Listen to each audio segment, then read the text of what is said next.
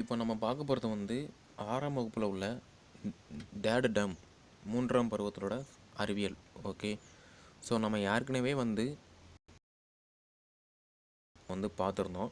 So அதோட தொடர்ச்சியாக நம்ம இப்போ பார்க்க போகிறது 3ஆம் பருவம் 6ஆம் வகுப்போட 3ஆம் பருவம் பார்க்கலாம். ஓகேவா? ஸோ இது பார்த்திங்க அப்படின்னா ஸ்கூல் புக்ஸை மட்டும்தான், முக்கியமான ஹிண்ட்ஸை மட்டும் உங்களுக்கு ஈஸியாக லேர்ன் பண்ண போகிறோம். ஓகே, ஸோ அதை மட்டும் நம்ம படித்தா மட்டுமே கொஞ்சம் ஈஸியாக மார்க்கு ஸ்கோர் பண்ணிடலாம். ஓகேவா? சரி, வாங்க பார்க்கலாம். அதாவது மேக்னஸின் அதிசய பாறை. அதாவது ஒரு பையன் சும்மா 2000 வருஷத்துக்கு முன்னாடி கிரேக்க நாட்டில் மெக்னீஷியா என்ற ஊரில் ஒரு ஆட்டு இதாக மேய்ச்சிக்கிட்டு இருக்கான். மேய்ச்சிட்டு இருக்கும்போது கொஞ்ச நேரம் ஒரு பாறை மேலே படுத்து தூங்கிட்டு இருக்கும்போது அச்சோ இது என்ன, நம்மளோட இரும்பு கம்பை பாறையில் ஒட்டிட்டு நேராக நிற்க அப்படின்னு பார்க்கான். அவனது இரும்பு ஆணிகள் அடிக்கப்பட்ட காலனியும் அந்த பாறையில் ஒட்டிக்கிட்டு இருக்கு. ஊரே கூடி வேடிக்கையாக பார்க்கு. இல்லை, இது வேற ஏதோ ஒரு காரணம் இருக்கணும் அப்படின்னு சொல்கிறாங்க. இது நிச்சயம் மந்திர பாறை தான் அப்படின்னு சொல்கிறாங்க. அது பிறகு கடவுளின் அபார சக்தி தான் அப்படின்னு சொல்கிறாங்க. ஸோ இப்படி சொல்லிக்கிட்டே இருக்கும்போது உனது யூகம் சரியானது தான். அந்த பாறை காந்தத்தன்மை உடையது. அது மேக்னஸின் கைத்தடியை மட்டுமல்ல, இரும்பாலான அனைத்து பொருட்களையும் ஈர்ப்பதை மக்கள் கண்டறிந்தனர். இதேபோன்று பாறைகள் உலகின் பல பகுதிகளில் கண்டறியப்பட்டன. காந்த தன்மையுடைய இப்பாறைகள் சிறுவன் மேக்னஸின் பெயரால் மேக்னடைட் என்று அழைக்கப்பட்டன. இப்பாறைகள் கண்டறியப்பட்ட மேக்னீசியா என்ற ஊரின் பெயராலும் இப்பெயர் வந்திருக்கலாம் என கருதப்படுகிறது. காந்த தன்மையுடைய தாது மேக்னடைட் என்று அழைக்கப்படுகிறது.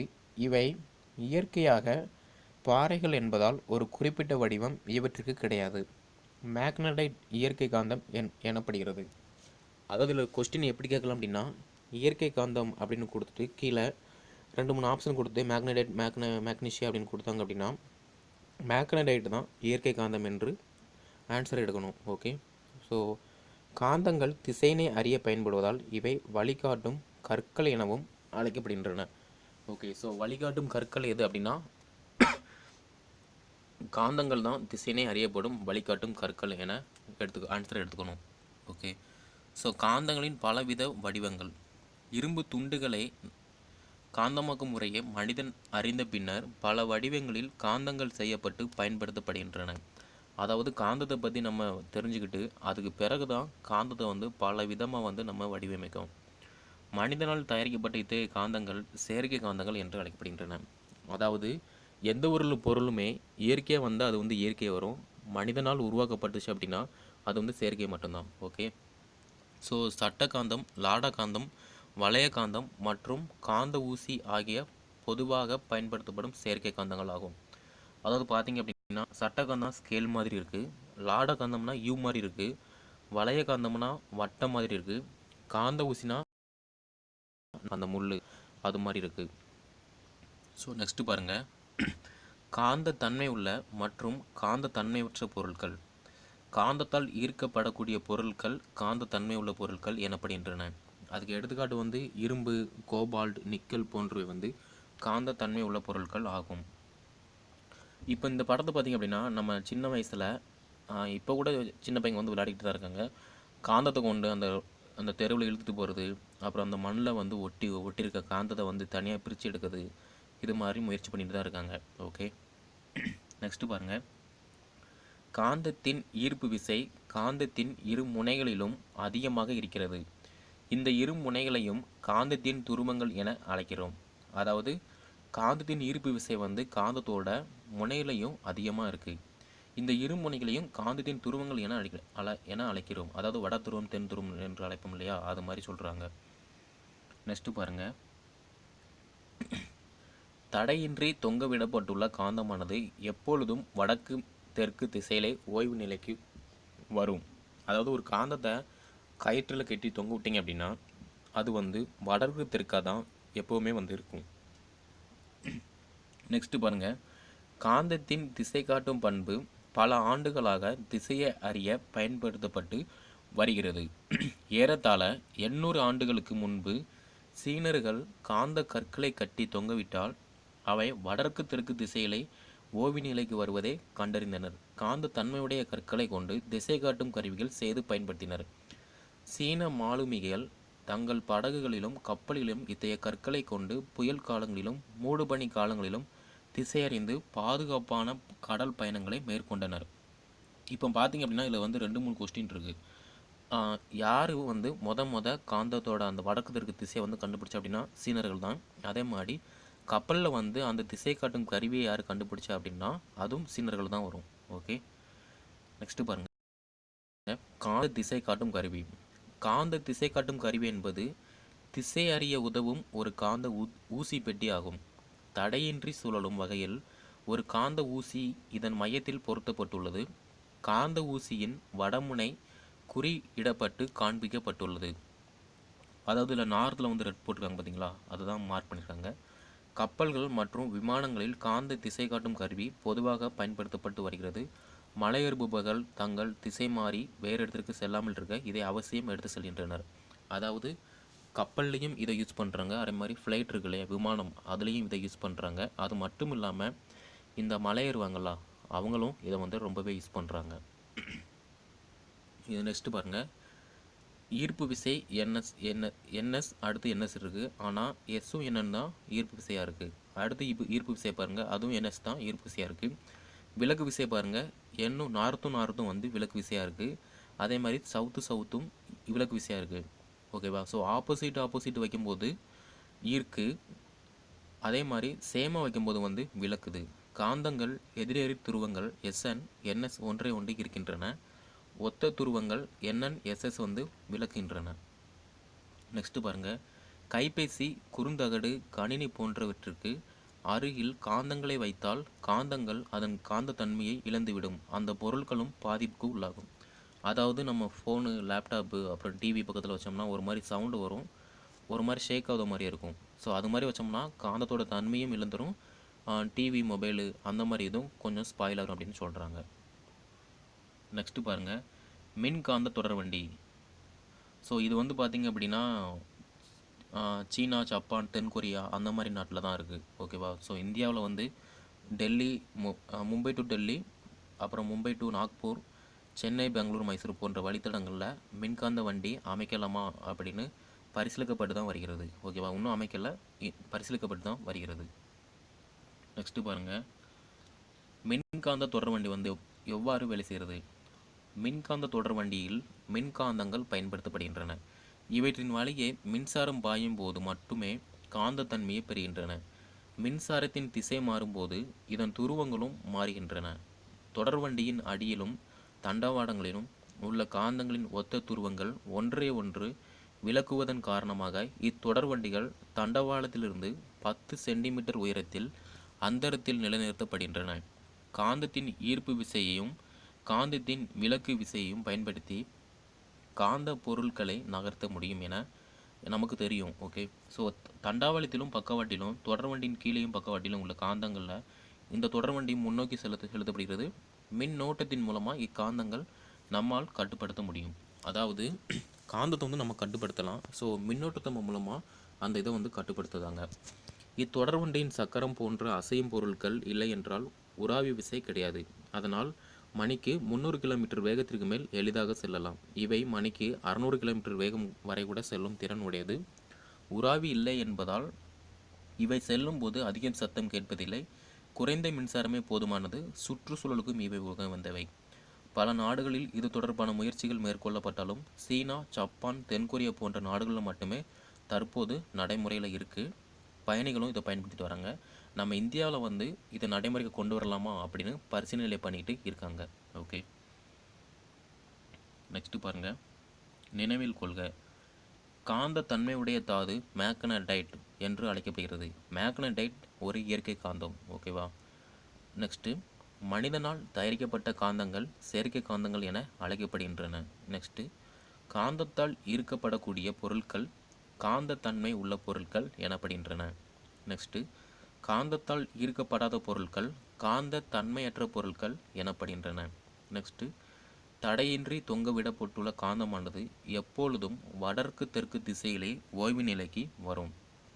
நெக்ஸ்ட் கொஸ்டின், வடக்கு நோக்கும் முனை துருவம், வடக்கே நோக்கும் முனை வடதுருவம், தெற்கே நோக்கும் முனை தென் துருவம் ஆகும்.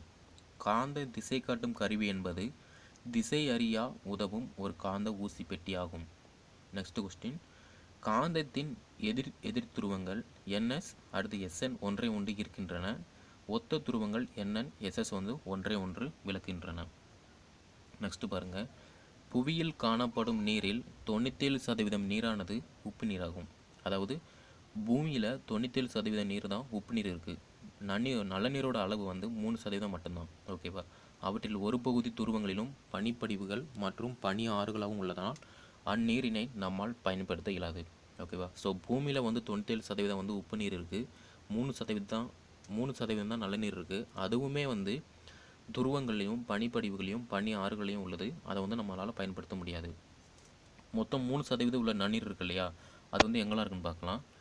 துருவ பனிப்படிவுகள் பனியாறுகளில் வந்து 68.7%, நிலத்தடி நீரில் வந்து 30.1%, மற்ற நீர் ஆதாரங்கள் வந்து 0.9%, மேற்பரப்பு நீர் வந்து மொத்தம் 0.3% தான் இருக்குது. ஓகே, ஸோ மொத்த மேற்பரப்பு நீரான 0. நீர் பின்வருமாறு பரவியுள்ளது. ஏரிகளில் 87%, ஆறுகளில் 2%, சதுப்பு நில நீரில் வந்து மொத்தம் 11% இருக்குது. நெக்ஸ்ட்டு பாருங்கள், நீர் இது வந்து எங்கெல்லாம் இருந்து வருது அப்படின்னு பார்த்துக்கோங்க. மழை ஃபஸ்ட்டு மழை பெய்யுது, அடுத்து வீழ்படிவாகுது, அடுத்து ஏரி குளத்தில் வந்து சேரிக்காங்க, மறுபடியும் ஆவியாகுது, மறுபடியும் மழை பெய்யுது, அந்த மாதிரி தான் இருக்குது. நெக்ஸ்ட்டு பாருங்கள், நீரானது மண்ணில் உள்ள உப்புக்கள் மற்றும் தாது பொருட்களை தன்னுடன் கரைத்து எடுத்து செல்கிறது. இந்த உப்புக்களும் தாதுக்களும் கடல்கள் மற்றும் பெருங்கடல்களில் லட்சக்கணக்கான ஆண்டுகளால் படிந்து வருகிறது. கடலின் அடியில் காணப்படும் எரிமலைகளும் கடல் நீருடன் உப்பினை சேர்க்கின்றன. அதிகளவு கரைபொருள் கரைந்துள்ள நீரினை நம்மால் பயன்படுத்தவோ அல்லது பருகவோ இயலாது. இத்தகைய நீரினை நாம் உப்பு நீர் என்று அழைக்கிறோம். ஸோ இப்போ பார்த்திங்க அப்படின்னா மழை பெஞ்சுது அப்படின்னா மழை பெய்யும் போது தண்ணி ஓடும். ஓகேவா? ஸோ தெருவில் ஆறு குளம் குட்டையில் வந்து தண்ணி அதிகமாக ஓடும்போது அதில் உள்ள தாது உப்புக்கள் அப்புறம் சத்துக்கள் எல்லாமே கொண்டு போயிடும். ஸோ அப்படி கொண்டு போகும்போது ஒரே இடத்துல சேருது, கடலில் போய் சேருது. அப்படி சேரும்போது வந்து கடலுக்கு அடியில் இருக்க எரிமலையில் போய் எல்லாமே மிக்சிங் ஆகிடுது. மிக்சிங் ஆகும்போது அதுக்கு வந்து அளவுக்கு அதிகமாக வந்து உப்பாகுது. ஓகேவா? ஸோ அதனால தான் நம்மளால் வந்து கடல் நீரை வந்து ட்ரிங்க் பண்ண முடியாது. ஸோ கடல் நீரை எப்படி ட்ரிங்க் பண்ணலாம் அப்படின்னா எதிர் சவ்வுடு பரவல் மூலமாக அதை ஃபில்ட்ரு பண்ணி நம்ம ட்ரிங்க் பண்ணலாம். நெக்ஸ்ட்டு பாருங்கள், பொதுவான வளிமண்டல அழுத்தத்தில் நீரானது 0°C வெப்பநிலையில் பனிக்கட்டியாக உறைகிறது. ஒவ்வொரு வருடமும் மார்ச் 22ஆம் தேதி உலக நீர் தினமாக கொண்டாடப்படுகிறது. ஸோ மார்ச் 22ஆம் தேதி என்ன நாள் அப்படின்னா உலக நீர் தினம். ஓகே, ஸோ எந்த நிலையில் வந்து நீர் வந்து பனிக்கட்டியாக வருது அப்படின்னா 0°C தான் வெப்பநிலையில் பனிக்கட்டியாக உறைகிறது. நெக்ஸ்ட்டு பார்த்திங்க அப்படின்னா நீர் சுழற்சி. ஃபஸ்ட்டு வந்து கடல்லேருந்து நிலத்தை நோக்கி மழை பெய்யுது, அடுத்த பிறகு ஆவியாக போகுது, அப்படியே மறுபடியும் மேகத்தில் போய்ட்டு மறுபடியும் மழை பெய்யுது. ஓகேவா?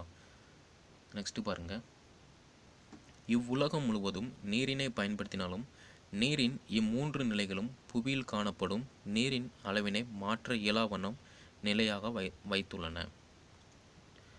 நிலத்தடி நீர் பாருங்கள், மண், அடுத்து வந்து மணல் மற்றும் களிமண், அடுத்து மணல் மற்றும் சரளை மண் இருக்குது, அடுத்து நீர் இருக்குது, அடுத்து மணல் மற்றும் களிமண் இருக்குது, அடுத்து களிமண் இருக்குது, அடுத்து நீர் ஊழ்வாய் பாறைகள் சுண்ணாம்புக்கல் இருக்குது. நெக்ஸ்ட்டு பாருங்கள், இமயமலை. இமயமலை பனிப்படிவுகள் பனிப்பாறைகள் மற்றும் பனியாறுகளை கொண்டுள்ளது. ஆசியாவின் முக்கிய ஆறுகளில் 10 பெரிய ஆறுகள் இமயமலையிலிருந்து தொடங்கி பாய்கின்றன. ஏறக்குறைய 100 கோடி மக்களின் வாழ்வாதாரமாக நீர் தேவையை இவ்வாறுகள் பூர்த்தி செய்கின்றன. அதாவது இமயமலையிலிருந்து நிறைய ஆறுகள் வந்து தொடங்குது. இந்த ஆற்று கரையோரமாக இருக்கணும், இந்த மக்களுக்கு வந்து நிறையாவே இது வந்து வாழிடமாக இருக்குது. நெக்ஸ்ட்டு பாருங்கள், நீரின் கன அளவை லிட்டர் மற்றும் மில்லி லிட்டர் போன்ற அலகுகளால் அளக்கலாம். கலன் என்பது நீரின் கன அளவினை அளவிடக்கூடிய அளவாகும். ஒரு கலன் என்பது 3.785 லிட்டர் ஆகும். நீர்த்தேக்கங்களில் உள்ள நீரின் அளவினை TMC பிட் என்ற அலகால் அளக்கப்படுகின்றன. அணைக்கட்டுகளில் இருந்து திறக்கப்படும் நீரின் அளவு கியூசெக் கன அடி வினாடி என்ற அலகால் அளக்கப்படுகிறது.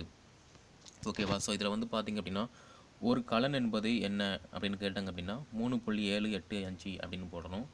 அதே மாதிரி நம்ம நீர்த்தேக்கங்கள் அதில் தொடங்கினா டிஎம்சி பிட் என்ற அலகால் வந்து குறிக்கலாம். நெக்ஸ்ட்டு பாருங்கள், நீர்வாழ் விலங்குகள்.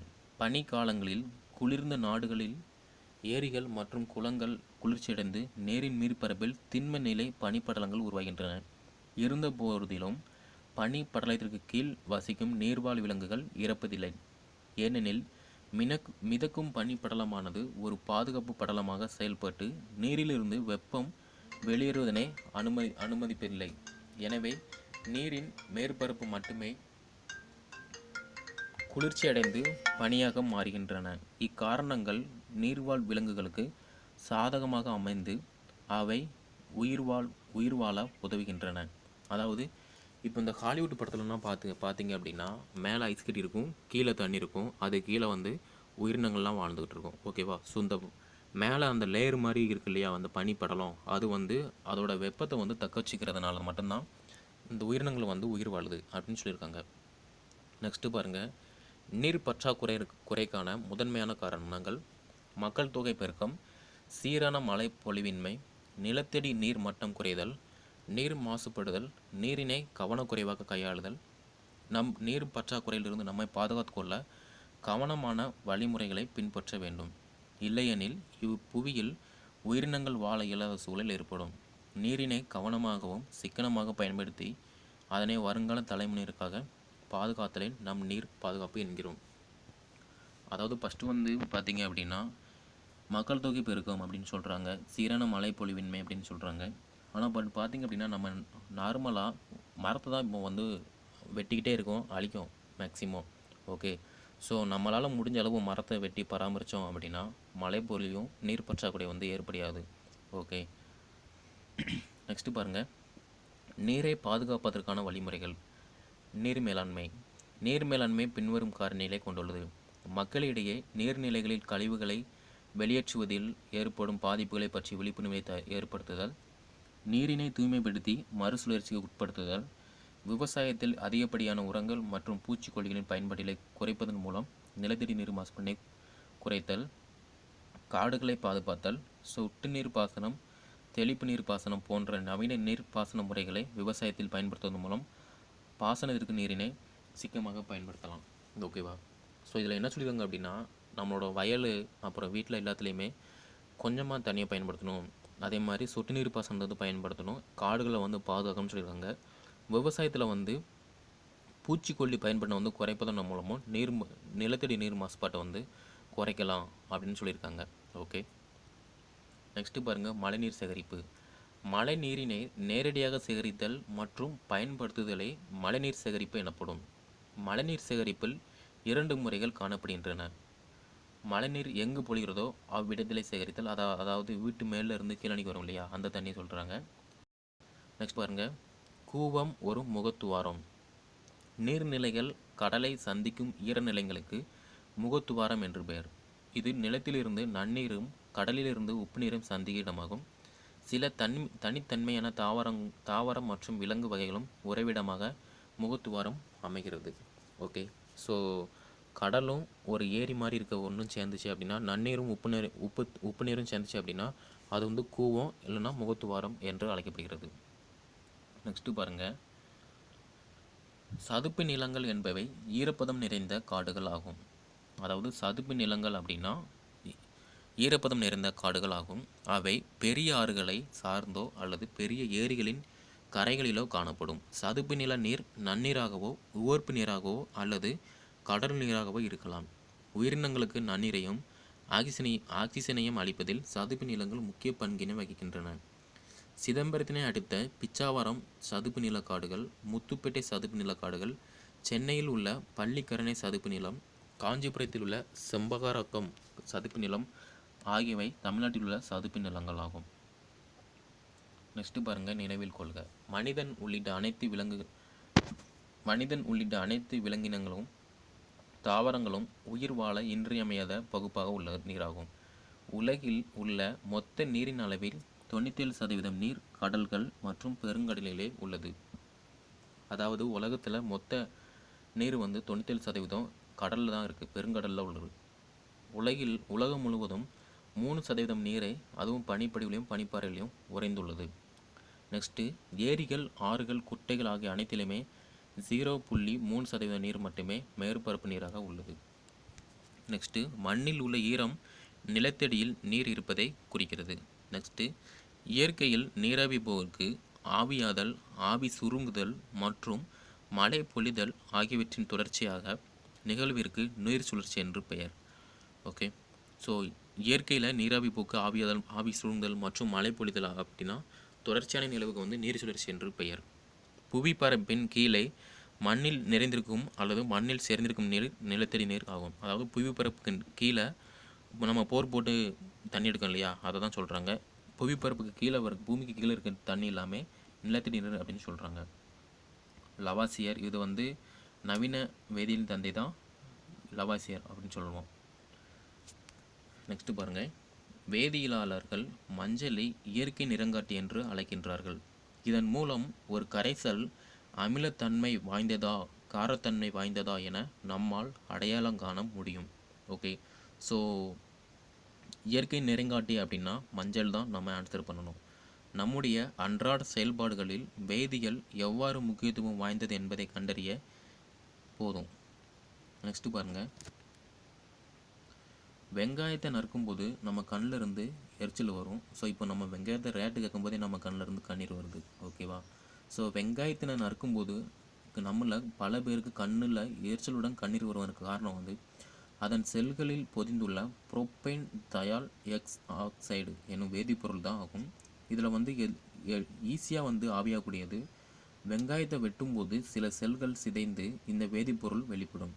எளிதில் ஆவியாகி உடனே கண்களை சென்றடைந்து எரிச்சலை ஏற்படுத்தி கண்ணீரை தூண்டும் வெங்காயத்தை நசுக்கினால் கூடுதல் செல்கள் உடைந்து இந்த வேதிப்பொருள் அதிகமாக வெளிப்படும். எனவே இன்னும் அதிகமாக கண்ணீர் வரும். அதாவது இதில் கொஸ்டின் வந்து எப்படி கேட்பாங்க அப்படின்னா, வெங்காயத்தில் வந்து என்ன வேதியியல் வினை வந்து இருக்குது அப்படின்னா புரோப்பேன் தயால் எக்ஸ் ஆக்சைடு அப்படின்னு சொல்லணும் நம்ம. ஓகே, ஸோ இனிமேல் உங்களுக்கு வெங்காயம் வெட்டும்போது கண்ணீர் வந்துச்சு அப்படின்னா அதுக்கு காரணம் வந்து புரோப்பேன் தயால் எஸ் ஆக்சைடு தான். ஓகே, நெக்ஸ்ட்டு பாருங்கள், அன்றாட வாழ்வின் வேதியியலின் பயன்பாடு. நம்ம டெய்லி யூஸ் பண்ணுறோம் இல்லையா, சோப்பு, அப்புறம் வந்து உரம், அடுத்து வந்து பார்த்திங்க அப்படின்னா டேப்பு, கம்மு, நெக்ஸ்ட்டு பார்த்திங்க அப்படின்னா சிமெண்ட்டு, அதாவது வீட்டுக்கு யூஸ் பண்ணுற சிமெண்ட்டு, அடுத்து பாரிஸ் சாந்து, அடுத்து சிப்சம் மற்றும் எப்சம். அதாவது மனிதர்கள், விலங்குகள், தாவரங்கள் மற்றும் சுற்றுச்சூழலுக்கு மிகவும் பயனுள்ளதாக இருக்கிறது வந்து சிப்சம் மற்றும் எப்சம் தான். நெக்ஸ்ட்டு பாருங்கள், உரங்கள். தாவரங்களின் வளர்ச்சிக்கு நீர், சூரிய ஒளி, காற்று மட்டுமல்லாது சில ஊட்டச்சத்துக்களும் தேவைப்படுகின்றன. தாவரங்கள் தங்களுக்கு தேவையான ஊட்டச்சத்துக்களை மண்ணிலிருந்து பெறுகின்றன என நமக்கு தெரிகின்றன. அதாவது தாவரங்களுக்கு தேவையான ஊட்டச்சத்துக்கள் அனைத்துமே அதுக்கு தேவையானது மண்ணிலிருந்து ஆட்டோமேட்டிக்காக அதுவே எடுத்துக்கிறது இல்லையா. ஸோ தாவரங்களின் வளர்ச்சிக்கு பல வகையான ஊட்டச்சத்துக்கள் தேவைப்படுகின்றன. அவற்றுள் nitrogen N, phosphorus P, potassium K ஆகிய தாவரங்களுக்கு தேவையான 3 ஊட்டச்சத்துக்களும் ஆகும். இவை வந்து முதன்மை ஊட்டச்சத்துக்கள் என்று அழைக்கப்படுகின்றன. ஸோ முதன்மை ஊட்டச்சத்து எதெல்லாம் வரும் அப்படின்னா NPK, நைட்ரஜன், பாஸ்பரஸ், பொட்டாசியம், இவை 3 தான் முதன்மை ஊட்டச்சத்து ஆகும். ஸோ அதுக்கு தான் நம்ம கூட நைட்ரஜன், பொட்டாசியம் அந்த மாதிரி உள்ள உரங்களை கூட நம்ம வயலில் வந்து போடுவோம். ஓகே, நெக்ஸ்ட்டு பாருங்கள், பயிர்களுக்கு தேவையான ஒன்று அல்லது அதற்கு அதிகமான ஊட்டச்சத்துக்களை அளிப்பதற்கு மண்ணில் சேர்க்கப்படும் கரிம மற்றும் கனிம பொருட்களை நாம் உரங்கள் என்கிறோம். அதாவது பயிருக்கு, அதாவது நெல்லுக்கு தேவைக்கு அதிகமாக ஒரு ஊட்டச்சத்து தேவை அப்படின்னா அது மண்ணிலிருந்து வச்சுக்கிறோம், நம்மளும் போடுறோம் இல்லையா, அதை தான் நம்ம உரம் சொல்கிறோம். தாவரங்களுக்கு அளிக்கப்படும் உரங்கள் 2 வகையாக பிரிக்கலாம். அவை வந்து கனிம மற்றும் கரிம. கரிம உரங்கள் அப்படின்னா நுண்ணுயிர்களால் தொகுக்கப்பட்ட தாவரம் மற்றும் விலங்கு கழிவுகள் அனைத்தும் இயற்கை அல்லது கரிம உரங்கள் எனப்படும். ஓகே, ஸோ நுண்ணுயிர்களால் வந்து தொகுக்கப்பட்ட தாவர கழிவாக இருக்கட்டும், விலங்கு கழிவாக இருக்கட்டும், இவை வந்து கரிம உரங்கள் எனப்படும். இந்த வகை உரங்களை தயாரிப்பு நாம் எளிதாக தயாரித்து விடலாம். எடுத்துக்காட்டு மண்புழு உரம், அப்புறம் இந்த ஆட்டு சாணம் அப்படின்னு சொல்லுவோம் இல்லையா, இதையே நம்ம ஈஸியாக நம்ம பயன்படுத்திக்கலாம். இது கனிம உரங்கள் பார்த்தீங்க அப்படின்னா மண்ணில் இயற்கையாக கிடைக்கும் கனிம பொருட்களை கொண்டு தொழிற்சாலைகளில் வேதி மாற்றத்திற்கு உட்படுத்தி தயாரிக்கப்படும் உரங்கள் கனிம உரங்கள் என அழைக்கப்படுகிறது. எடுத்துக்காட்டு urea, super phosphate, ammonium sulphate மற்றும் பொட்டாசியம் நைட்ரேட் ஆகும். ஸோ இப்போ பார்த்திங்க அப்படின்னா நம்ம அதிகமாக யூஸ் பண்ணுறது தொழிற்சாலையில் உள்ள உரங்களை மட்டும்தான் நம்ம யூஸ் பண்ணுறோம். இயற்கையான உரங்களை வந்து நம்ம அவ்வளோவா யூஸ் பண்ணுறதே கிடையாது. ஓகே, ஸோ முடிஞ்சளவு நம்ம இயற்கையான உரங்களை யூஸ் பண்ணோம் அப்படின்னா நமக்கு நல்லா சத்தும் கிடைக்கும், வளமான மண்ணாகவும் இருக்கும். ஓகே, நெக்ஸ்ட்டு பாருங்கள், மண்புழுக்கள் உயிரி கழிவுகள் அனைத்தையும் உணவாக உட்கொண்டு செரித்து வெளியேற்றுகின்றன. இத்தகைய மண் செழிப்பான தாவர வளர்ச்சிக்கு உதவுகிறது. இவ்வாறு மண் விவசாயத்திற்கு பல்வேறு வகைகளில் உதவுவதால் இது உழவனின் நண்பன் எனவும் அழைக்கப்படுகிறது. ஓகே, ஸோ உழவனின் நண்பன் எது அப்படின்னு கேட்டிங்க அப்படின்னா மண்புழு தான் நம்ம ஆன்சர் பண்ணணும். நெக்ஸ்ட்டு பாருங்கள், சிமெண்ட். முற்காலத்தில் வீடுகளை கட்ட சுண்ணாம்பு கலவைகளும் மண் மற்றும் மரக்கட்டைகளும் பயன்படுத்தப்பட்டன. ஆனால் தற்போது வீடுகள் முதல் பெரிய அணைக்கட்டுகள் மற்றும் பாலங்கள் கட்டுவதற்கு சிமெண்ட் பயன்படுத்தப்படுகிறது.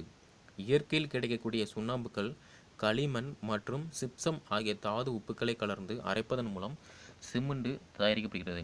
அப்போ வந்து சிமெண்ட் எப்படி தயாரிக்குங்க அப்படின்னு ஆன்சர் கொஸ்டின் கேட்டால் அப்படின்னா இயற்கையில் வர்ற சுண்ணாம்புக்கல், களிமண், சிப்சம் ஆகிய தாது உப்புகளை கொண்டு தான் சிமெண்ட் வந்து தயாரிக்காங்க. சிமெண்டோட நீர் சேர்க்கும் போது தான் சில நிமிடங்களே அது வந்து நல்லா கெட்டியாயிருது. சிமெண்ட் தயாரிக்கும் போது இறுதியாக தான் அத்துடன் சிறிதளவு சிப்சம் சேர்க்கப்படுகிறது. சிப்சமானது சிமெண்டின் கெட்டிப்படும் நேரத்தை தாமதமாகிறது. அதாவது சிமெண்ட் வந்து கொஞ்சம் டைம் எடுக்கும் இல்லையா நல்லா கட்டியாகிறதுக்கு, அதுக்கு தான் லைட்டாக சிப்சம் சேர்க்காங்க. நெக்ஸ்ட்டு பாருங்கள், இங்கிலாந்து நாட்டை சேர்ந்த வில்லியம் ஆஸ்பிடின் என்பவர் 1824ஆம் ஆண்டு முதலில் சிமெண்டை கண்டுபிடித்தார். இது இங்கிலாந்து நாட்டில் உள்ள போர்ட்லாண்ட் என்னும் இடத்தில் கிடைக்கும் சுண்ணாம்பு கல்லின் தன்மையை ஒத்திருப்பதால் போர்ட்லாண்ட் சிமெண்ட் என்று அழைக்கப்படுகிறது. ஸோ சிமெண்டை வந்து யார் கண்டுபிடிச்சா அப்படின்னா வில்லியம் ஆஸ்பிடின். எந்த வருஷம் அப்படின்னா 1824. எந்த நாட்டை சேர்ந்தவர் அப்படின்னா இங்கிலாந்து நாட்டை சேர்ந்தவர். இது வந்து எந்த தன்மையில் இருக்குது அப்படின்னா போர்ட்லாண்ட் என்னும் இடத்துல உள்ள சுண்ணாம்புகளின் தன்மையை வந்து ஒத்திருக்கு அப்படின்னு ஆன்சர் எடுக்கணும் நம்ம. நெக்ஸ்ட்டு பாருங்கள், சிமெண்டின் பயன்கள். அதாவது எல்லாமே தெரிஞ்சிருக்கும். காரை, கற்கரை, அப்புறம் வலுவூட்டப்பட்ட காரை போன்ற பல விதங்களில் சிமெண்ட் பயன்படுத்தப்படுகிறது. காரை அப்படின்னா மணலுடன் நீர் சேர்ந்து கலவை ஆகும். வீடுகளில் சுவரில் கட்டுவதற்கும் அவற்றின் மேலே பூசுவதற்கும் தரைப்படுவதற்கும் காரை பயன்படுகிறது. அடுத்து பார்த்திங்கன்னா கற்கரை, கான்கிரீட்டு. சிமெண்ட், மணல், ஜல்லி கற்கள் நீர் சேர்த்த கலவை கற்கரை ஆகும். கட்டடங்கள், பாலங்கள், அணைக்கட்டுகள் கட்டுவதற்கு பயன்படுகிறது. வலுவூட்டப்பட்ட காரை அப்படின்னா அதாவது ரெயின்ஃபோர்ஸ் சிமெண்ட் கான்செப்ட். இரும்பு கம்பிகள் அல்லது எஃகு பலைகளை கற்கரையோடு சேர்த்து பெறப்படுவதே வலுவூட்டப்பட்ட காரையாகும். இந்த காரை மிகவும் வலுவானதாகவும் உறுதியானதாகவும் இருக்கும். இது அணைக்கட்டுகள், பாலங்கள், வீட்டின் மேல்தளம் மற்றும் தூண்கள் கட்டுவதற்கு பயன்படுகிறது. இதை கொண்டு பெரிய நீர்த்தொட்டிகள், குழாய்கள் மற்றும் கழிவுநீர் வடிகளை பயன்படுத்தலாம். நெக்ஸ்ட் பாருங்க, சிப்சம். சிப்சம் என்பது இயற்கையில் கிடைக்கக்கூடிய ஒரு மிருதுவான நிறமற்ற கனிம பொருளாகும். இதன் வேதிப்பெயர் கால்சியம் சல்பேட் டைஹைட்ரேட். மூலக்கூறு வாய்ப்பாடு வந்து CaSO2H2O. ஓகே, ஸோ சிப்சம் வந்து இயற்கையில் கிடைக்கும் மிருதுவான பொருள் தான் சிப்சம். ஓகே, இதோட வேதிப்பெயர்கள் வந்து கால்சியம் சல்பேட் டைஹைட்ரேட் ஆகும். இதோட பயன்கள் வந்து உரமாக பயன்படுகிறது, சிமெண்ட் தயாரிக்க பயன்படுகிறது, பாரிஸ் சார்ந்து தயாரிக்க பயன்படுகிறது. நெக்ஸ்ட்டு பாருங்கள், Epsom. Okay, so first gypsum பார்த்தோம், அடுத்து எப்சம். எப்சம் என்பது மெக்னீசியம் சல்பேட் ஹைட்ரேட் எனும் உப்பாகும். இதன் மூலக்கூறு வாய்ப்பாடு வந்து MgSO4 7H2O. இது வந்து பல்வேறு வகையில் வந்து நமக்கு பயன்படுகிறது. அதாவது ஹாஸ்பிட்டலில் அதாவது மருத்துவத்துறையில் மனிதனோட மன அழுத்தத்தை குறைக்கும் அமைதிப்படுத்தியாகவும் எப்சம் பயன்படுகிறது. மனித தசை மற்றும் நரம்பு மண்டலத்தை சீராக்குகிறது. தோல் வியாதிகளை தீர்க்கும் களிம்புகளில் பயன்படுகிறது. விவசாயத்தில் தாவரங்களின் வறட்சியை ஊக்குவிக்க பயன்படுகிறது. ஸோ ஓகேவா, ஸோ மனிதனோட மன அமைதிக்கு எந்த உப்பு பயன்படுத்தப்படுகிறது அப்படின்னா எப்சம் உப்பு தான் பயன்படுத்தப்படுகிறது. அதே மாதிரி தோல் வியாதிகளை குணப்படுத்த எந்த களிம்பு பயன்படுத்தப்படுகிறது அப்படின்னா களிம்புகளோட அந்த தோல் வியாதிகளை குணப்படுத்தும் களிம்புகளில் எந்த உப்பு பயன்படுத்தப்படுகிறது அப்படின்னா எப்சம் உப்பு தான் பயன்படுத்தப்படுகிறது. நெக்ஸ்ட்டு பாருங்கள் பாரிஸ் சாந்து. பாரிஸ் சாந்து ஒரு மிக நுண்ணிய வெள்ளை பொடியாகும். Calcium sulphate hemihydrate. இதன் மூலக்கூறு வாய்ப்பாடு வந்து CaSO4 152H2O. ஓகேவா? ஸோ பாரிஸ் சாந்து வந்து தயாரிக்கப்படும் சிப்ஸும் பிரான்ஸ் நாட்டின் தலைநகர் பாரிஸில் அதிக அளவு கிடைப்பதால் இது வந்து பாரிஸ் சாந்து என்று அழைக்கப்படுகிறது. ஸோ பாரிஸ் சாந்து எதுக்கு சொல்கிறாங்க அப்படின்னா, பிரான்ஸ் நாட்டோட தலைநகர் தான் பாரிஸ். ஓகேவா? ஸோ அதனால தான் அங்கே தான் நிறையா கிடைக்கி, அதனால தான் சொல்கிறாங்க. சிப்சத்தினை வெப்பப்படுத்தும் போது பகுதியளவு நீர் சேர்த்து வெளியேறுவது பாரிஸ் சாந்து தயாரிக்கப்படுகிறது. ஓகே, நெக்ஸ்ட்டு பாருங்கள் பீனால். உனது வீட்டில் கழிவறையை சுத்தம் செய்யும் போது வாளியில் சிறிதளவு எண்ணெய் போன்ற கரைசலை ஊற்றி சுத்தம் செய்வதை கவனிச்சிருப்போம். ஸோ அது என்ன கரைசல் அப்படின்னா, அது வந்து பீனால் எனப்படும் ஒரு வேதிப்பொருள் தான். பீனால் என்பது கார்பாலிக் அமிலம் எனப்படும் கரிம அமிலமாகும். பீனாலின் மூலக்கூறு வாய்ப்பாடு CH(H)OH. இது வந்து வீரியம் குறைந்த அமிலமாகும். இது ஆவியாகும் தன்மை உள்ள வெண்மை நிற படிக திண்மமாகும். ஓகே, ஸோ பீனாலின் கரைசல் நிறமற்றதாக இருப்பினும் மாசு காரணமாக இளம் சிவப்பு நிற கரைசலாக மாற்றப்படுகிறது. அதை நம்ம பாத்ரூம் அப்புறம் வீட்டு கிளீனிங்லாம் யூஸ் பண்ணுவோம் இல்லையா, அதுதான் சொல்கிறாங்க. நெக்ஸ்ட்டு பாருங்கள், நினைவில் கொள்க, தாவர எண்ணெய் அல்லது விலங்கு கொழுப்பினை அடர் சோடியம் ஹைட்ராக்சைடை கரைசலுடன் சேர்த்து குளிர வைக்கும்போது சோப்பு கிடைக்கிறது. ஓகே, ஸோ தாவர எண்ணெய் அல்லது விலங்கு கொழுப்பினை அடர் சோடியம் ஹைட்ராக்சைடு கரைசலுடன் சேர்த்து குளிர் வைக்கப்படும் போது தான் சோப்பு வந்து கிடைக்கி. உரங்கள் தாவர வளர்ச்சிக்கு உதவுகின்றன. மண்புழு உரம் ஊட்டச்சத்து மிக்கது மற்றும் நிலத்திற்கு நன்மை பயன்படக்கூடியது. சுண்ணாம்புக்கல், களிமண் மற்றும் சிப்சம் ஆகியவற்றை கலந்து சிமெண்ட் தயாரிக்கப்படுகிறது. அதாவது சுண்ணாம்புக்கல், களிமண், சிப்சம் போன்ற சேர்த்து தான் சிமெண்ட் தயாரிக்கப்படுகிறது. எலும்பு முறிவினை சரி செய்ய பாரிஸ் சாந்து பயன்படுகிறது. நீர்த்த பீனால் சுத்தம் செய்யும் பொருளாகவும் கிருமி நாசினியாகவும் மற்றும் வாய் கொப்பளிப்பானாகவும் பயன்படுகிறது. ஓகேவே, ஸோ நீர்த்த பீனால் தான் சுத்தம் செய்ய, வாய் கொப்பளிப்பாக, கிருமி நாசினியாக பயன்படுகிறது. ஒரு பரப்பின் மீதோ அல்லது இரண்டு வெவ்வேறு பொருட்களின் பரப்பின் மீதோ பூசி அவற்றை ஒற்றுவதற்கு பயன்படும் பொருளே ஒட்டு பொருளாகும். நெக்ஸ்ட்டு பாருங்கள், சூழ்நிலை மண்டலம், இயற்கை சூழ்நிலை மண்டலம், செயற்கை சூழ்நிலை மண்டலம். இது வந்து ஈஸி தான். ஓகேவா? நெக்ஸ்ட்டு பாருங்கள், அக்வாரியம் அப்படின்னா மீன்கள் பிற வாழ் உயிரினங்களை வந்து காட்சிப்படுத்தும் ஒரு பொருளை வந்து அக்வாரியம் அப்படின்னு நம்ம சொல்லுவோம். நெக்ஸ்ட்டு பாருங்கள், அதே மாதிரி நீர்வாழ் இது இருக்குது, நிலவாழ் காட்சியகம் இருக்குது. நிலவாழ் உயிரினங்கள் மற்றும் தாவரங்களை காட்சிப்படுத்தும் இடம் அல்லது அமைப்பின் நிலவாழ் காட்சியகம் டெராரியம் அப்படின்னு சொல்கிறாங்க. இங்கே வந்து இயற்கையான சூழ்நிலை மண்டலத்தினை போல வடிவமைக்கப்பட்டு கட்டுப்படுத்தப்பட்ட சூழலில் விலங்குகளும் தாவரங்களும் காட்சிப்படுத்தப்படுகின்றன. நீர்வாழ் காட்சியகம் மற்றும் நிலவாழ் காட்சியகம் ஆகியவை விலங்குகளையும் தாவரங்களையும் நெருக்கமாக உற்று நோக்க உதவும். ஓகே, நெக்ஸ்ட்டு பாருங்கள், உணவையும் சத்துக்களையும் பெறுகிறது என்பதை உணவு சங்கிலி விளக்குகிறது. உற்பத்தியாளர்கள், அதாவது புல், ஆடு, அடுத்து மான், அடுத்து புலி அப்படி சொல்லுவோம் இல்லையா, அதுதான் உணவு சங்கிலி. இதுதான் உணவு சங்கிலி. புல்வெளியில் உணவு சங்கிலி அப்படின்னா தாவரங்கள், மான், புலி. அதே பார்த்திங்க அப்படின்னா நீர்நிலையில் வந்து நீர்வாழ் தாவரம், நீர்வாழ் பூச்சி, லார்வா, மீன் சாப்பிடுது. அதே மாதிரி ஆற்றல் ஓட்டம் பார்த்திங்க அப்படின்னா சூரியனு, உற்பத்தியாளர், நீர். அது மாதிரி முதல் நிலை நுகர்வோர், இரண்டாம் நிலை நுகர்வோர், மூன்றாம் நிலை நுகர்வோர். அது பார்த்திங்க அப்படின்னா தாவர உண்ணி, ஊன் உண்ணி, அனைத்துண்ணி அப்படின்னு இருக்கு.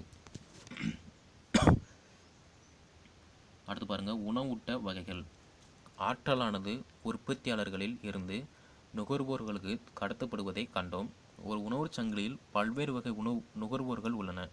அவற்றை எவ்வாறு வேறுபடுத்தி அறிவது அப்படின்னா, தாவரங்களை உண்ணும் விலங்குகள் முதல் நிலை நுகர்வோர்கள் எனப்படும். முதல் நிலை நுகர்வோர்களை உண்ணும் விலங்குகள் இரண்டாம் நிலை நுகர்வோர்கள் எனப்படும். இரண்டாம் நிலை நுகர்வோர்களை உண்ணும் விலங்குகள் பொதுவாக வேட்டையாடும் விலங்குகள் வந்து மூன்றாம் நிலை நுகர்வோர்கள் எனப்படும். சில சூழ்நிலை மண்டலங்களில் மூன்றாம் நிலை நுகர்வுகளையும் வேட்டையாடக்கூடிய பெரிய வேட்டையாடும் விலங்குகள் காணப்படலாம். இவை வந்து நான்காம் நிலை நுகர்வுகள் என்று அழைக்கப்படுகின்றன. உணவு சங்கிலின் படிநிலைகள் உணவுட்டு நிலைகள் என்று அழைக்கப்படுகின்றன. ஓகேவா? ஸோ ஃபஸ்ட்டு பார்த்திங்க அப்படின்னா புல் இருக்கும், அடுத்து பார்த்திங்க அப்படின்னா பூச்சி இருக்கும், அடுத்து பார்த்திங்க அப்படின்னா கொக்கு, குருவி அந்த மாதிரி இருக்கும். அடுத்து பார்த்திங்க அப்படின்னா பாம்புக்கு இருக்கும். அதுக்கு பார்த்திங்க அப்படின்னா கழுகு இருக்குது. ஓகேவா? ஸோ புல், வெட்டுக்கிளி, குயில், குருவி, அடுத்து பாம்பு, அடுத்து பார்த்திங்க அப்படின்னா கழுகு. நெக்ஸ்ட்டு பாருங்கள், மாசுபாடு. சுற்றுச்சூழலில் தீங்கு விளைவிக்கக்கூடிய அல்லது நச்சுப் பொருட்கள் சேருவது வந்து பாக்டீரியா வந்து நம்ம ஏதாவது ஒரு ஃபேக்ட்ரி தான் வரும், ஒரு தொழிற்சாலை. அதே மாதிரி உணவு சங்கிலி மற்றும் உணவு வலை வந்து ஆற்றல் மற்றும் சத்துக்கள், அதாவது சர்க்குலேட் ஆகுது.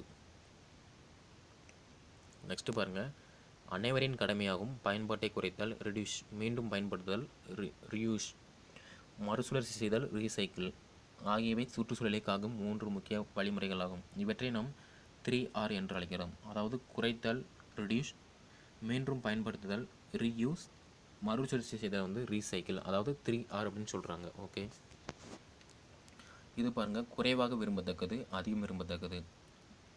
தவிர்த்தல், பயன்பாட்டை குறைத்தல், மீண்டும் பயன்படுத்துதல், மறுசுழற்சி செய்தல், உரமாக மாற்றுதல், எரித்து சாம்பல் ஆக்குதல், நிலத்தில் நிரப்புதல் என்று. நெக்ஸ்ட்டு பாருங்கள், எரித்து சாம்பல் ஆக்குதல். எரியக்கூடிய திடக்கழிவுகளை உலைகள் அல்லது எரித்து சாம்பலாக மாற்றலாம். மனித கழிவுகள், மருத்துவ கழிவுகள், தூக்கி எறியப்படும் மருந்துகள், நச்சுத்தன்மை கொண்ட மருந்துகள் இம்முறையில் அளிக்கப்படுகின்றன. எரிக்கும் போது உருவாகும் அதிக வெப்பம் தொற்றுநோய் கிருமிகளை அளிக்கிறது. இந்த வெப்பத்தினை கொண்டு மின்சாரமும் தயாரிக்கலாம். ஓகே, நெக்ஸ்ட்டு பாருங்கள், நிலத்தில் நிரப்புதல். நிலத்தில் காணப்படும் இயற்கை குழிகள் அல்லது தோண்டப்பட்ட பள்ளங்களில் கழிவுகளை நிரப்பி அதற்கு மேலாக மண்ணை பரப்பும் முறைக்கு நிலத்தில் நிரப்புதல் என்று பெயர். இதிலுள்ள மட்கும் கழிவுகள் சில நாட்களுக்கு பின் மெதுவாக சிதைவுற்று உரமாக மாறுகின்றன. இவ்வகை நிலங்கள் மீது பூங்காக்கள், தோட்டங்கள் போன்றவை உருவாக்கலாம். ஓகே, நெக்ஸ்ட்டு பாருங்கள், படைப்பாக்க மறுபயன்பாடு. படைப்பாக்க மறுபயன்பாடு அல்லது உயர் சுழற்சி அல்லது கழிவுப் பொருட்கள் அல்லது தேவையற்ற பொருட்களை உயர்தரமான மற்றும் சுற்றுச்சூழல் மதிப்புடைய பொருளாக மாற்றி பயன்படுத்துதல் ஆகும். நாம் ஒரு பொருளை உயர் சுழற்சி செய்யும் போது அதற்கு நாம் வேறு பயன்பாட்டினை தருகிறோம். எடுத்துக்காட்டு, பயன்படுத்திய டயர்களை அமரும் நாற்காலியாக மாற்றுதல், பயன்படுத்திய நெகிழிப்பாட்டுகளை பேனா தாங்கியாக மாற்றி பயன்படுத்துதல். ஓகேவா? ஸோ நம்ம வீட்டில் இருக்க வந்து பழைய பிளாஸ்டிக் பொருள் இருந்துச்சு அப்படின்னா அதை வந்து ரீயூஸ் பண்ணுங்க அப்படின்னு சொல்கிறாங்க. நெக்ஸ்ட்டு பாருங்கள், கழிவுகளை பிரித்து வையுங்கள். இக்கழிவுகளை மீண்டும் பயன்படுத்துவதாலும் மறுசுழற்சி செய்வதாலும் சுற்றுச்சூழல் சுத்தமாகும். ஓகே, ஸோ பல வகையான கழிவுகளை ஒன்றாக சேர்க்கும்போது அந்த இடமே அசுத்தமாகிறது. திடக்கழிவு மேலாண்மை விதிகள். திடக்கழிவு மேலாண்மை, அதாவது சாலிட் வேஸ்ட் மேனேஜ்மெண்ட் விதிகள் 2016. ஒவ்வொரு வீட்டிலும் திட கழிவுகளை உயிரின சிதைவுக்கு உள்ளாகும் கழிவுகள், உயிரின சிதைவுக்கு உள்ளாகாத கழிவுகள் மற்றும் வீட்டு உபயோக ஆபத்தான கழிவுகள் என 3 பிரிவுகளாக பிரித்து அதற்குரிய குப்பை கூடைகளில் வைத்திருந்து உள்ளாட்சியால் அங்கீகரிக்கப்பட்ட குப்பை சேகரிக்கப்படுவதுமே தூய்மை பணி மேற்கொள்ளப்படுவதுமே ஒப்படைக்கப்பட வேண்டும். அதாவது நம்ம தெருவிலலாம் குப்பை கேட்டு வருவாங்க இல்லையா, அவங்கள்ட்ட தான் கொடுக்கணும் அப்படின்னு சொல்கிறாங்க. அதே மாதிரி வீட்டு உபயோக ஆபத்தான கழிவுகள் என்பது தேவையற்ற பெயிண்டு, ட்ரம்முகள், பூச்சிக்கொல்லி மருந்து, அப்புறம் கேனு, பல்ப்பு, அந்த மாதிரி சொல்கிறாங்க. இது பாருங்கள், உலகளவில் தினந்தரும் ஒவ்வொரு மனிதனும் உருவாக்கும் கழிவுகளின் அளவு எவ்வளோ தெரியுமா? இந்தியாவில் ஒவ்வொரு உருவாக்கும் கழிவுகளின் சராசரி அளவு 0.45 கிலோ. இது ஒப்பிடுகையில் குறைவான அளவாக இருந்தாலும் மக்கள் தொகை அதிகமுள்ள இந்திய நாட்டு மக்களினால் உருவாக்கப்படும் மொத்த கழிவுகளை கருத்தில் கொண்டால் அவற்றை எவ்வளவு வண்டிகளை ஏற்ற வேண்டும்? வண்டிகளில் சரியாக நிற்கும் தூரத்தை கணக்கிட்டால் அது 2500 கிலோமீட்டர் தாண்டும். இது கன்னியாகுமரியிலிருந்து டெல்லி வரை உள்ள இடைவிடாத தூரத்தை குறிக்கிறது. நடப்பதற்கு கூட இடம் இருக்காத இதை கருத்தில் கொள்ள வேண்டும். எனவே இயன்றவரை கழிவுகளை குறைத்தல் அவசியமாகும். இந்தியா ஒவ்வொரு நாளும் 532 மில்லியன் கிலோ திட கழிவுகளை உற்பத்தி செய்கிறது. ஸோ இது ரொம்ப இம்பார்ட்டன்ட் ஒன்று, நோட் பண்ணிக்கோங்க. ஓகே, நெக்ஸ்ட்டு பாருங்கள், நீரை மாசுற செய்யும் பொருட்கள். சாக்கடை கழிவுகள், வீட்டில் சமைக்கும் சுத்திரிக்க கழிக்க பயன்படும் நீர், தொழிற்சாலை கழிவுகள், எண்ணெய் நீர் கழிவுகள், அப்புறம் விவசாய கழிவுகள், திடக்கழிவுகள். நெக்ஸ்ட்டு பாருங்கள், மனிதர்களுக்கும் தாவரங்களுக்கும் இடையேயான தொடர்பு மற்றும் தாவரங்களின் பொருளாதார பயன்பாடு ஆகியவற்றை பற்றி படிக்கும் அறிவியல் பிரிவு தான் பொருளாதார தாவரவியல் எனப்படும். நெக்ஸ்ட்டு பாருங்கள், அன்றாட வாழ்வியல் தாவரங்கள். ஸோ கத்திரிக்காய், கேரட்டு, மிளகாய் அந்த மாதிரி சொல்கிறாங்க.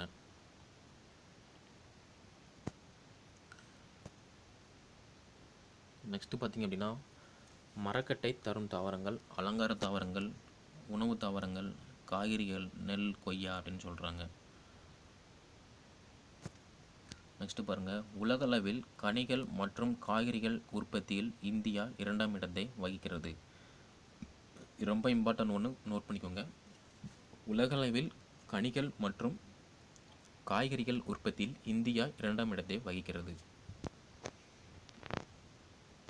நெக்ஸ்ட்டு பாருங்கள், உலக உணவு தினம் அக்டோபர் 16. அனைவரும் உணவு பாதுகாப்பையும் சத்துணவின் தேவையும் வலியுறுத்தி இந்நாள் கடைபிடிக்கப்படுகிறது. ஐக்கிய நாடுகள் அவையின் உணவு மற்றும் வேளாண் நிறுவன அமைப்பு ஒவ்வொரு ஆண்டும் ஒரு கருப்பொருளை மையமாக கொண்டு இத்தினத்தினை கொண்டாடுகிறது. இந்த ஆண்டின் கருப்பொருள் பற்றி உனது ஆசிரியரிடம் கேட்டறிந்து கொள். அதாவது உலக உணவு தினம் எப்போ அப்படின்னா அக்டோபர் 16. நெக்ஸ்ட் பாருங்கள், இந்திய நறுமணப் பொருட்கள். பின்வரும் நறுமணப் பொருட்கள் இந்திய உணவு வகைகளில் பெருமளவு பயன்படுத்தப்படுகின்றன. எடுத்துக்காட்டு ஏலக்காய், மிளகு, கருவேப்பிலை, வெந்தயம், பெருஞ்சீரகம், ஓமம், பிரியாணி இலை, கொத்தமல்லி, அப்புறம் கொத்தமல்லி இலைகள், மஞ்சள், கிராம்பு இதெல்லாம் பார்த்துக்கோங்க. ஓகே. நெக்ஸ்ட்டு பார்த்திங்க அப்படின்னா ஏலக்காய், மிளகு இந்த படம் கொடுத்துருக்காங்க, இதையும் பார்த்துக்கோங்க. நெக்ஸ்ட்டு பாருங்கள், மருத்துவ தாவரங்கள். நம்மை சுற்றி காணப்படும் தாவரங்களில் சில தாவரங்கள் நமது நோய்களை குணப்படுத்த பயன்படுகின்றன. இவற்றினை நம் மருத்துவ தாவரங்கள் என அழைக்கிறோம். புண்வெட்டு காயம், சளி, காய்ச்சல், தும்மல் போன்ற இன்னும் பல நோய்களை இவை குணப்படுத்துகின்றன. சில தாவரங்களில் காணப்படும் சில வகையான வேதிக்கூட்டுப் பொருட்கள் பூச்சிகள், பூஞ்சைகள் மற்றும் சில நோய் கிருமிகளுக்கு எதிராக சிறப்பாக செயல்படுகின்றன. அதாவது நம்ம மருத்துவத்தில் என்னென்ன யூஸ் பண்ணுறோமோ அதை தான் மருத்துவ தாவரங்கள் அப்படின்னு சொல்கிறாங்க. இதை பாருங்கள், தாவர பெயர் நெல்லி, பயன்படும் பாகம் கனி. மருத்துவ பயன்கள் வைட்டமின் சி சத்து குறைவால் வரும் ஸ்கர்வி நோயை குணப்படுத்த பயன்படுகிறது. நோய் எதிர்ப்பு சக்தியவும் அதிகப்படுத்த பயன்படுகிறது. துளசி பயன்படும் பாகம் இலையும் பயன்படுகிறது, விதையும் பயன்படுகிறது. சளி, அப்புறம் மார்பு சளி, அப்புறம் மார்பு சளி, மூச்சு குழாய் அலர்ச்சியை பயன்படுத்த பயன்படுகிறது. அடுத்து சோற்று கற்றாழை. இது இலைகள் தான் பயன்படுகிறது. மலமிளக்கியாக தோல் எரிச்சலையும் குடல் புண்ணையும் குணப்படுத்த பயன்படுகிறது. அடுத்து பார்த்திங்கன்னா வேம்பு. இது பயன்படும் பகுதி மரப்பட்டை, இலை மற்றும் விதைகள். இதுக்கு எதெல்லாம் பயன்படுது அப்படின்னா கிருமி நாசினியாக மற்றும் தோல் நோய்களுக்கு பயன்படுகிறது. அடுத்து பார்த்திங்கன்னா மஞ்சள். இது தரைகள் தண்டு, கிருமி நாசினி மற்றும் சிறிய காயம்பட்ட இடங்களில் தொற்று ஏற்படாமல் இருக்க பயன்படுகிறது. நெக்ஸ்ட்டு பாருங்கள், இந்தியாவில் மேற்கு வங்காளம், அசாம், ஒடிசா, பீகார், உத்தரப்பிரதேசம், திரிபுரா மற்றும் மேகாலயா ஆகிய 7 மாநிலங்களில் சணல் பயிரிடப்படுகிறது. ஓகே. மேற்கு வங்காளம் மற்றும் இந்தியா சணல் உற்பத்தியில் 50 விழுக்காடு உற்பத்தி செய்கிறது. ஓகே. ஸோ இந்தியாவில் மேற்கு வங்காளம், அசாம், ஒடிசா, பீகார், உத்தரப்பிரதேசம், திரிபுரா மற்றும் மேகாலயா 7 ஸ்டேட்டில் மொத்தம் சணல் பயிரிடப்படுகிறது. நெக்ஸ்ட்டு பாருங்கள், மரக்கட்டைகளிலிருந்து மெல்லிதாக சீவி எடுக்கப்படுகின்ற மரத்தகடுகள் உரிய வகையில் ஒன்றின் மேலொன்று அடுக்குகளாக ஒட்டி உருவாக்கப்படுவதே ஒட்டு பலகை, அதாவது பிளைவுட் சொல்கிறோம். இது வகை கூட்டு மரப்பலகை ஆகும், காம்போசிட் வுட் அப்படின்னு சொல்கிறாங்க. ஸோ அப்போ பிளைவுட் அப்படின்னா மரத்துலேருந்து சீவி எடுக்கப்படுகின்ற ஒரு சிறிய தூகள் தான் பிளைவுட்டு. நெக்ஸ்ட்டு பாருங்கள், மண்கட்டைகள். நிலவால் பூக்கும் தாவரங்கள் ஆஞ்சஸ்போம் என்னும் மிக பெரும் பிரிவினை சார்ந்த தாவரங்களிலிருந்து மண்கட்டைகள் பெறப்படுகின்றன. உயர்தர மரச்சாமான்கள், நாற்காலிகள், மேற்கூரைகள் மற்றும் மர கட்டுமானங்கள் மண்கட்டையினை பயன்படுத்தி செயல்படுகின்றன. எடுத்துக்காட்டு தேக்கு, பலா. மென்கட்டைகள் அப்படின்னா இவை அனைத்தும் பொதுவாக பூக்கா தாவரங்களில், அதாவது ஜிம்னோஸ்போம் தாவரங்கள் பெறப்படுகிறது. ஒரு சில ஆஞ்சஸ்போம் தாவரங்களும் மென்கட்டைகளை தருகின்றன. நெக்ஸ்ட் பாருங்கள், பலாக்கீரை. முட்டு முடக்குவாதம் என்பது அனைத்து வயதினருக்கும் முட்டு மற்றும் முழங்கால் பாதிப்பை ஏற்படுத்தும் ஒரு நோயாகும். இந்த நோய்க்கான மருந்தினை பலாக்கீரையிலிருந்து தற்போது மத்திய அரசு, அதாவது CTRI central drug research institute லக்னோவில் இருக்குது. இது விஞ்ஞானிகள் நானோ உருவாக்கத்தின் மூலமாக நானோ ஃபார்முலேஷன் மூலமாக இதை பயன்படுத்துகிறாங்க. அடுத்து பார்த்திங்க அப்படின்னா நினைவில் கொள்கை தான் இருக்குது. ஓகே, ஸோ மனிதர்கள் உணவு உடை இருப்பிடம் மற்றும் தாவரங்கள் மறைமுக தாவரங்களை சார்ந்துள்ளனர். அடுத்து பார்த்திங்கன்னா அழகியல் காரணங்களுக்காக வளர்க்கப்படும் தாவரங்கள் அலங்கார தாவரங்கள் எனப்படும். விலங்குகள் மற்றும் தாவரங்களுக்கு இடையே இயற்கையாக தொடர்புடைய பாதிப்படையும் பொருட்கள் பாதிப்புகளை பாதிக்கின்றன. அடுத்து பாருங்கள், இணையம் பயன்படுத்திற்கு வருவதற்கு முன்பே மின்னஞ்சல் பயன்பாடு இருந்தது. அதாவது நமக்கு நெட்டு வரதுக்கு முன்னக்கூட்டியே இமெயில் வந்து யூஸில் தான் இருந்திருக்கு. அடுத்து பாருங்கள், மென்பொருள் வகைகள். மென்பொருளை செயல்பாட்டின் அடிப்படையில் 2 வகையாக பிரிக்கலாம். ஒன்று வந்து இயக்க மென்பொருள், அதாவது சிஸ்டம் சாஃப்ட்வேர். ரெண்டாவது வந்து பயன்பாட்டு மென்பொருள், அப்ளிகேஷன் சாஃப்ட்வேர். அடுத்து பாருங்கள், பயன்பாட்டு மென்பொருள் அப்படின்னா இந்த அப்ளிகேஷன் சொல்கிறோம். இயக்க மென்பொருள் அப்படின்னா அதோட இது சொல்கிறோம், அந்த ஆப்பிள் iOS அந்த சொல்கிறோம் இல்லையா, அதை சொல்கிறோம். இது பாருங்கள், இயக்கம் மற்றும் பயன்பாட்டு மென்பொருள் வகைகள். கட்டற்ற மற்றும் திறந்த மூல மென்பொருள், ஃப்ரீ அண்ட் ஓப்பன் சோர்ஸ். ரெண்டாவது வந்து கட்டண மற்றும் தனி உரிமை மென்பொருள், அதாவது paid and proprietary software. Okay, next பாருங்கள், திறந்த மூல மென்பொருள் தயாரித்தலையும் பயன்படுத்தலையும் ஊக்குவிக்கும் நிறுவனம் ஓப்பன் சோர்ஸ் இனிஷியேட்டிவ். ஓகேவா, ஸோ திறந்த மூல பொருளையும் தயாரித்தலையும் பயன்படுத்தும் ஊக்கப்பொருள் எது அப்படின்னா ஓப்பன் சோர்ஸ் இனிஷியேட்டிவ் அப்படின்னு சொல்லணும். ஓகே, நெக்ஸ்ட்டு பார்த்திங்க அப்படின்னா கலை சொற்கள் இருக்குது. அலங்கார தாவரங்கள் அப்படின்னா ஆர்மெண்டல் பிளான்ட்ஸு. இயற்கை கலைக்கொல்லி அப்படின்னா நேச்சுரல் பெஸ்டிசைட்ஸ். இயற்கை நிறங்காட்டி அப்படின்னா நேச்சுரல் இண்டிகேட்டர், அது மாதிரி இருக்குது. ஓகே, ஸோ இவ்வளோ தான் ஃப்ரெண்ட்ஸ் இதோட 6th சயின்ஸில் 3rd டேமோட முக்கியமான பாயிண்ட்ஸு. ஓகேவா, ஸோ இதை மட்டும் நீங்கள் பார்த்தா போதும், எல்லாத்தையும் படிக்க வேண்டிய அவசியம் இல்லை. ஓகேவா, ஸோ ஏற்கனவே science 1st dam 2nd dam வந்து பார்த்துருக்கோம். இது வந்து 3rd டேமு. இதோட வந்து சயின்ஸு டேம் எல்லாமே முடிஞ்சு போச்சு, கம்ப்ளீட் ஆயிடுச்சு. ஸோ நெக்ஸ்ட்டு வந்து நம்ம வந்து சோசியல் வந்து பார்க்கலாம். ஓகேவா, ஸோ இதோட பிடிஎஃப் வேணும் அப்படின்னா என்னோடய வாட்ஸ்அப் நம்பரை வந்து டிஸ்கிரிப்ஷனில் வந்து கொடுத்துருப்பேன். அதை நீங்கள் ஃபாலோ அதில் நீங்கள் வந்து சென்ட் பண்ணால் உங்களுக்கு வந்து நான் பிடிஎஃப் வந்து சென்ட் பண்ணுவேன். Okay, thank you.